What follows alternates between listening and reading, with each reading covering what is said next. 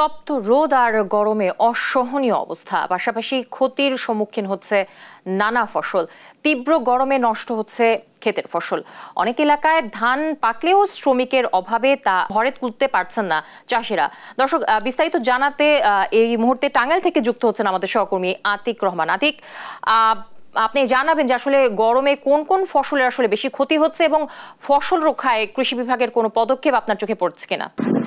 ধন্যবাদ জ্যোতি। আপনি জানেন যে দেশ জুড়ে কিন্তু ব্যাপক তাপদাহ চলছে এবং গরমে কিন্তু অনেকটাই যে কৃষিতে কিন্তু ব্যাপকভাবে প্রভাব পড়েছে। এবং আপনি জানেন যে বিশেষ করে বড় ধান এবার কিন্তু সবচাইতে বেশি ক্ষতি হচ্ছে এবং যারা কৃষকরা রয়েছেন তারা কিন্তু বলছেন যে অতিরিক্ত গরমের কারণে এই বড় ধান কিন্তু অনেকটাই যে চিটা হওয়ার কিন্তু আশঙ্কা বেশি রয়েছে এবং অতিরিক্ত এই রোদের যে তাপ, এই তাপের কারণে কিন্তু অনেক ধান কিন্তু মরে যাচ্ছে এবং বিশেষ করে আসলে যে পানি সরবরাহ না হওয়ার কারণে কিন্তু আরো বেশি ধানের জন্য ক্ষতি হয়েছে। একদিকে যেমন অনেকটাই তাপদাহ, অন্যদিকে ব্যাপক পরিমাণ কিন্তু লোডশেডিং এর কারণে এই মুহূর্তে কিন্তু সেটি কিন্তু আরো বেশি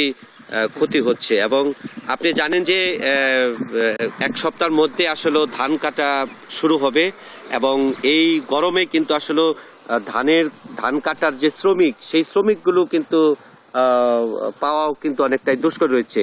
এবং এর সাথে বিশেষ করে জানেন যে লিচু, আম এবং কাঁঠাল, এই ফসলেও কিন্তু অনেকটাই ক্ষতির মধ্যে পড়েছে। বিশেষ করে এই আম এবং যে লিচু, এগুলো কিন্তু আসলে অনেকটাই মরে পড়ে যাচ্ছে এবং বিশেষ করে বৃষ্টি হওয়ার না কারণেও কিন্তু অনেকটাই এই ফল কিন্তু মানে টিকাই কিন্তু অনেকটাই দুষ্কর হয়ে যাচ্ছে। তো সব মিলিয়ে বলা চলে যে আসলে আপনি জানেন যে বড় ধান কিন্তু ইতিমধ্যেই এই কাটা শুরু হয়েছে এবং এই ধান কাটার কিন্তু অনেকটাই শ্রমিক না পাওয়ার একটি শঙ্কা রয়েছে। এবং আপনি জানেন যে অতিরিক্ত গরমের কারণে অনেকটাই যারা শ্রমিক রয়েছেন তারা কিন্তু আসলে খেতে কিন্তু নামার সাহস পাচ্ছেন না, কারণ এই অতিরিক্ত গরমের কারণে অনেকটাই যারা অসুখ বিসুখের মধ্যে কিন্তু তাদের পড়তে হয়েছে। আমরা একটু কথা বলবো এখানকার কৃষকদের সাথে, মানে কি অবস্থা এই যে গরমের কারণে আসলে ধানের কি ক্ষতি হচ্ছে? গরমের কারণে দেখুন ধান বেলা ক্ষতি হইতেছে, বহুত ক্ষতি। এই গরমের কারণে শীতের হবে পানির জন্য মারা গেছে, সব মিলে মানে বহুত ক্ষতি হইতেছে। লোডশেডিং দেওয়াতে আরো বেশি ক্ষতি হইতেছে। উপরে তো পানি নাই, বৃষ্টি নাই, কোনো নাই। এই লোডশেডিং দিয়া আরো যে গোড়ার মধ্যে পানি পাবো তানে অতিরিক্ত লোডশেডিং চলছে, হইতেছে না, পানি পাইতেছি না। জি, তো আসলে তারা বলছেন যে এই তাপদাহ এবং গরম একদিকে এবং অন্যদিকে হচ্ছে লোডশেডিং, এর কারণে আসলে বড় ধানের কিন্তু ব্যাপক পরিমাণ ক্ষতি হয়েছে। তো এই ছিল আমার কাছে সর্বশেষ। আমাদের আরেক সহকর্মী রয়েছেন আলিম, সেখান থেকে মানিকগঞ্জের আলিম, সেখান থেকে জানাবেন তাপদাহ নিয়ে কৃষির সমস্যা। আলিম। ধন্যবাদ আতিক।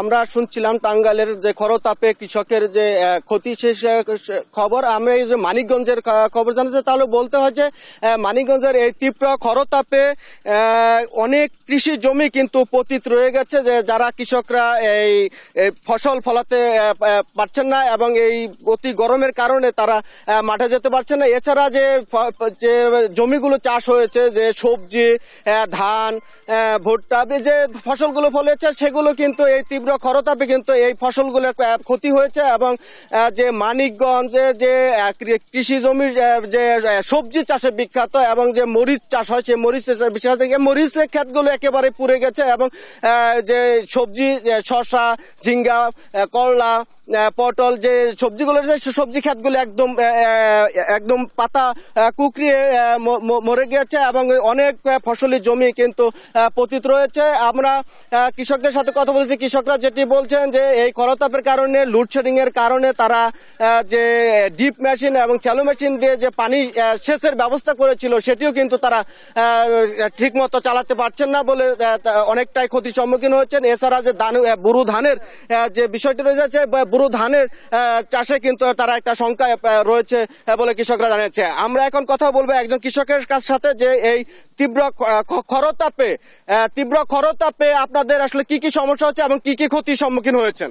আমাকেও এই যে ধান নষ্ট হয়ে যাবে নিছে, আবার জাংলা ক্ষেত নষ্ট হয়ে যাইতেছে, এই ক্ষেত বোনা পারতাছি না, অনেক সমস্যা। আমাকে বৃষ্টি বাদল নাই, চকে বাইরান যাইতেছে না, অনেক দিকে সমস্যা, কিছু বুঝতেছি না। ধন্যবাদ আপনাকে। যদি যেমনটি শুনছিলেন যে কৃষকরা বলছেন যে এই খরতাপের কারণে তারা অনেক জমি চাষাবাদ করতে পারছেন না। এছাড়া তারা আরো যেটি বলছেন যে শ্রমজীবীরা মাঠে কাজ করেন অনেকে হিট স্ট্রোকে আক্রান্ত হয়ে কিন্তু সদর হাসপাতাল সহ বিভিন্ন হাসপাতালে চিকিৎসাধীন রয়েছেন। তো সব মিলে বলা যায় যে এই তীব্র খরতাপে তাপদাহ যদি না কমে সেক্ষেত্রে কৃষি সম্প্রসারণ অধিদপ্তরের কর্মকর্তা রয়েছেন, তিনি বলেছেন যে এই খরতাপ যদি আগামী 3-4 দিন না কমে তাহলে কৃষকের অনেক ফসল নষ্ট হয়ে যাবে বলে জানিয়েছে। জ্যোতি, এই ছিল মানিকগঞ্জে আমার কাছ থেকে খরতাপে কৃষি জমির সর্বশেষ খবর।